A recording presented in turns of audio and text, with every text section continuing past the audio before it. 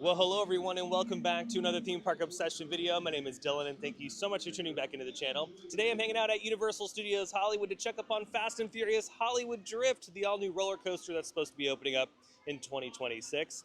And yeah, that's just the main subject for today. So how about you and I dive right in? And just like that, I've made it in the park. And you know what? It's not that bad today. I feel like there's less people than on my last visit. My last visit, it was quite crowded. And here we go. We made it over to the lookout. Here's your latest look at Fast and Furious Hollywood Drift. Again, opening up sometime in 2026. At this current rate, though, I'm thinking it's going to be early 2026.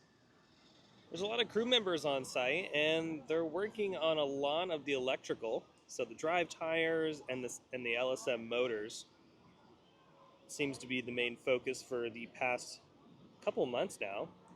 This gentleman is walking the brake run. This is the last bit of the coaster right there. See all the brake fins in the up position.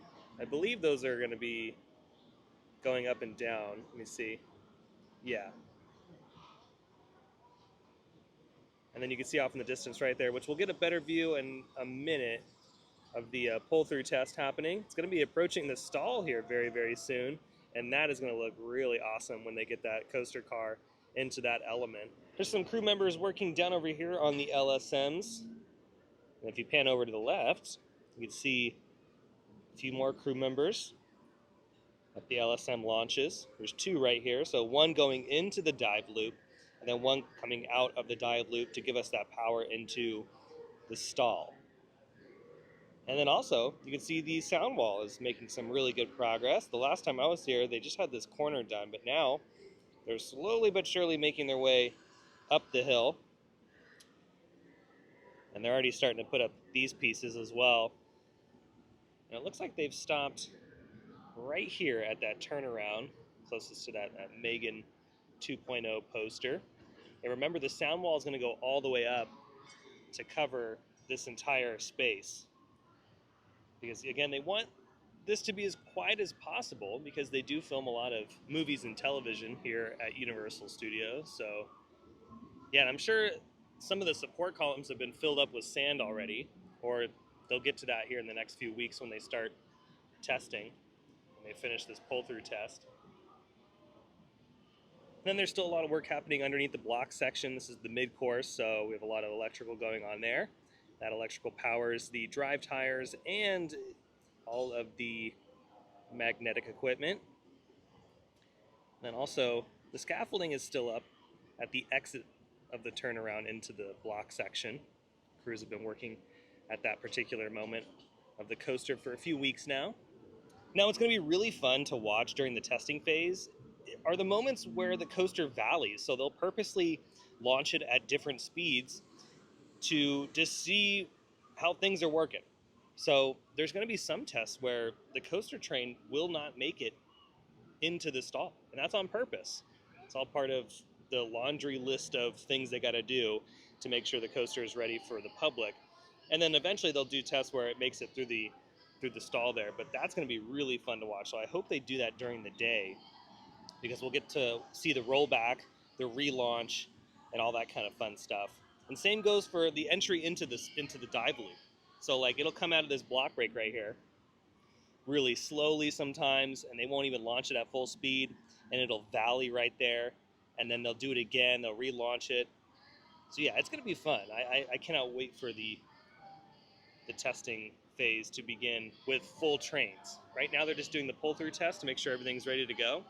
But then once that is complete, after the next few weeks, couple months, they'll hook all the trains up, and then they'll start sending them through the layout. That's pretty much all the excitement happening from the lookout. So let's make our way over to the other side to check out the pull-through test, and then get some other angles of the project in general.